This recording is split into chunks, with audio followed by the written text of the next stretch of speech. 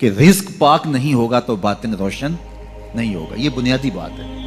اگر رزق پاک نہیں ہے تو میرے حضور نے ارشاد فرمایا کہ ایک بندہ سفر کر کے کعبۃ اللہ کے صحن میں پہنچتا ہے اور کعبے کے پردوں کو تھام رہا ہے, وہ یمد یدیہ, اور لمبے لمبے ہاتھ کر کے کہتا ہے اے اللہ اے اللہ, لیکن اس کا کھانا حرام ہے, اس کا پینا حرام ہے, اس کا لباس حرام ہے, وہ غزیہ بالحرام, اس کو غذا حرام سے دی گئی ہے. میرے حضور نے فرمایا اس کی کوئی دعا قبول نہیں ہوگی. سفر کیا, جنگل پہاڑ کاٹے, سمندروں کو پاٹ کر کے آگے گیا, ہواؤں کے کلیجے چیر کے آگے بڑھا, مہینوں کی مسافتیں طے کر کے گیا اور کعبۃ اللہ کے سامنے کھڑا ہے, سین حرم میں مطاف میں کھڑا ہے, لیکن اس کا جسم حرام سے پلا ہے, اس نے جو پہنا ہے اس لباس کا تانا یا بانا حرام کا ہے, اس کو غذا حرام کی دی گئی ہے, اس نے پیا حرام کا, اس نے کھایا حرام کا ہے, تو پھر اس کا یہ سارا سفر رائے گاں چلا جائے گا, اس کو کچھ نہیں. تو سب سے پہلی شرط اس عنوان سے عقل حلال ہے. اس کے بعد پہ صدق مقال ہے کہ آپ کی زبان جھوٹ نہ بولے. جب کوئی شخص جھوٹ بولتا ہے, روحانیات تو دور کی بات ہے, اللہ کے فرشتے اس سے 1 میل دور ہٹ جاتے ہیں. جب کوئی شخص جھوٹ بولتا ہے تو حدیث پاک میں آتا ہے اس کے منہ سے ایک خاص قسم کی بدبو نکلتی ہے. اس بدبو کو ہم نہیں سونگھ پاتے لیکن فرشتے سونگھ لیتے ہیں, کیونکہ فرشتے انتہائی حساس مخلوق ہے اور وہ جھوٹ کی وجہ سے نکلنے والی بدبو کو سونگھتے ہیں. اللہ نے حضرت امام اعظم امام ابو حنیفہ رضی اللہ تعالیٰ عنہ کو یہ بصیرت عطا کی تھی اور یہ باطنی نظر بخشی تھی کہ جب کوئی شخص وضو کرتا تھا تو اس کے وضو کے پانی سے پہچان لیتے تھے کہ یہ کس گناہ کا مجرم ہے. جب بندہ وضو کرتا ہے تو وضو سے ہاتھوں کے گناہ جھڑتے ہیں, منہ کے گناہ جھڑتے ہیں, تو وہ وضو کے پانی سے اس بات کو محسوس کرتے تھے. اللہ نے ان کو وہ بصیرت عطا کی تھی, لیکن انہوں نے اللہ کی بارگاہ میں عرض کی مالک مجھ سے یہ چیز چھین لے, یہ چیز مجھے نہیں چاہیے. لوگوں کے بارے میں جو ہے وہ ایسا گمان پھر پیدا ہوتا ہے. تو فرشتوں کو اللہ نے وہ حساس جو ہے وہ پاکیزہ وجود دیا, اور ان کی حس ایسی ہے کہ وہ بدبو جو انسان بولتا ہے اور لفظوں سے جو اثرات نکلتے ہیں وہ محسوس کرتے ہیں. تو جب کوئی شخص جھوٹ بولتا ہے تو اس کے جسم سے, اس کی زبان سے جھوٹ کے ساتھ بدبو نکلتی ہے, اللہ کے فرشتے 1 میل دور تک پیچھے ہٹ جاتے ہیں. تو مجھے بتائیے جو شخص جھوٹ بولتا ہو کیا اسے کوئی روحانی مرتبہ مل سکتا ہے؟ یہ سوچا بھی نہیں جا سکتا, یہ امکانات سے ہی نہیں ہے. اللہ کے محبوب علیہ السلام سے پوچھا گیا کہ حضور کوئی مسلمان کوئی مومن کیا بزدل ہو سکتا ہے؟ فرمایا نہیں, وہ بہادر ہوتا ہے, لیکن ہو سکتا ہے کبھی اس سے بزدلی بھی سرزد ہو جائے. انسانی کمزوری ہے, کبھی انسان بہت طاقت میں ہوتا ہے, کبھی انسان کمزور بھی پڑ جاتا ہے. فرمایا ہو سکتا ہے کبھی اس سے ہو بھی جائے. پھر پوچھا کہ بخل کر سکتا ہے؟ فرمایا نہیں, مومن سخی ہوتا ہے, لیکن ہو سکتا ہے کبھی اس سے بخل بھی ہو جائے.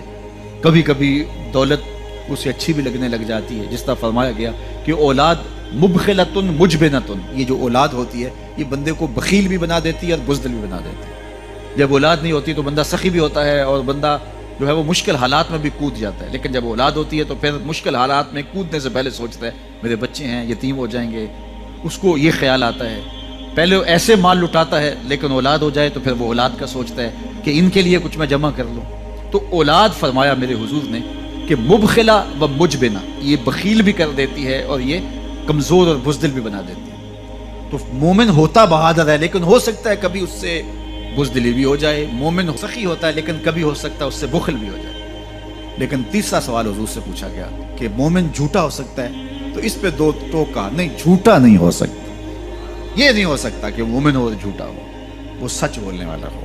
تو عقل حلال اور صدق مقال, یہ 2 خوبیاں جو ہیں یہ اہل اللہ کا تغائے امتیاز ہے, اور یہ مجھے اور آپ کو اختیار کرنی چاہیے. حضرت خلیل اللہ جب وادی غیر ذی زرع میں سیدہ ہاجرہ اور ان کے معصوم نو نہال کو چھوڑ کر کے جانے لگے, ایسی وادی جہاں حیوانی وجود بھی نہیں تھا, نباتات بھی نہیں پائے جاتے تھے, پانی کا ایک قطرہ بھی دستیاب نہیں تھا, کالے سیاہ محیط پہاڑ جیسے فولاد پگھلا کے ڈال دیا ہو, وہ وادی جہاں دن کو بھی خوف آئے وہاں حضرت ہاجرہ نے راتیں بھی گزاری. کتنا دردناک لمحہ تھا. جب سحری کا وقت ہوا حضرت خلیل اللہ دعائیں دے کے رخصت ہونے لگے, حضرت ہاجرہ سلام اللہ نے آگے بڑھ کے اپنے شوہر نامدار کا دامن پکڑ لیا. تمسکت بِأَزْيَالِهِ, دامن پکڑ کے بولی میرے شوہر نامدار، اس محیب وادی میں، اس پہاڑوں کے دامن میں جہاں دن کو بھی خوف آئے، نونہال معصوم کے ہمراہ مجھے چھوڑ کے کہاں جا رہے ہو؟ حضرت خلیل اللہ نے کوئی جواب نہیں دیا۔ پھر قدم اٹھایا تو زوجہ نے پھر دامن پکڑا، پھر وہی سوال، پھر کوئی جواب نہیں آیا۔ تیسری مرتبہ دامن پکڑا، خلیل اللہ کی جانب سے کوئی جواب نہیں آیا تو خاتون خود بولی کیا اللہ کا حکم تو نہیں؟ تو حضرت خلیل اللہ نے کہا نعم، ہاں اسی کا حکم ہے۔ حضرت حاجرہ نے دامن چھوڑ دیا، کہا جائیے خیر سے جائیے، اگر اس کا حکم ہے وہ ہمیں ضائع نہیں ہونے دے گا۔ جہاں دن نہیں گزارے جا سکتے تھے پھر اس خاتون نے وہاں راتیں بھی کاٹی۔ وہ وادی جس میں وحشت بھی قدم رکھتی تھی ڈر ڈر کے، جہاں پھرتے تھے آوارہ تھپیڑے بادے سر سر کے، جہاں پر گھاس اگتی ہے، جہاں نہ پھول کھلتے ہیں مگر وہ سرزمین ہے آسماں بھی جھک کے ملتے ہیں۔ اپنی پاک باز بیوی اور نونہال بیٹے کو چھوڑ کے حضرت خلیل اللہ دعائیں دے کے رخصت ہو گئے۔ تھوڑا سا توشہ تھا، 2-1 دن کے بعد ختم ہو گیا۔ پھر ماں کی چھاتی سے دودھ بھی خشک ہو گیا، نونہال پیاس سے تڑپنے لگا۔ ماں تو پھر ماں ہوتی ہے، تڑپتی ہوئی ممتا کا دل بے قرار ہوا۔ ایک پتھر کے سائے میں معصوم اسماعیل علیہ السلام کو لٹایا اور پانی کی تلاش میں جبل صفا پہ چڑھی۔ اطراف میں آسمانوں کی طرف دیکھا، کہیں کوئی پرندے اڑتے دکھائی دیں اور پانی کا نشان ملے اور میں وہاں سے بیٹے کے لیے 2 بوند لے آؤں، لیکن کچھ دکھائی نہیں دیا۔ تا حد نظر پھیلا ہوا آسمان ہی آسمان ہے اور پہاڑی پہاڑ نیچے دکھائی دیتے ہیں۔ پھر مروہ پہ آئیں، درمیان میں نشیبی جگہ تھی، وہاں بیٹے کا من مونا چہرہ دکھائی نہیں دیتا تھا۔ دوڑ کے گزری اور جا کے صفا پہ گھوم کے دیکھا، کچھ نظر نہیں آیا۔ ادھر بھی دیکھ لیا، ادھر بھی دیکھ لیا، لیکن ماں تھی۔ پھر دوبارہ صفا پہ آئی، صفا پہ دیکھا، کچھ دکھائی نہیں دیا۔ پھر تڑپ کے مروہ پہ آئیں، وہاں پھر دیکھا، کچھ دکھائی نہیں دیا۔ پھر صفا پہ آئی، کبھی صفا پہ کبھی مروہ پہ، تڑپتی ہوئی ماں کی ممتا، بے قرار دل، ادھر پانی کی پیاس سے تڑپتا ہوا معصوم اسماعیل پتھر کی اوٹ میں۔ درمیان سے ماں گزرتی ہے تو بھاگ کے گزرتی ہے کہ بیٹے کا من مونا چہرہ بھی نگاہوں کے سامنے رہے۔ ذرا منظر تو دیکھو کتنا دل آویز ہے۔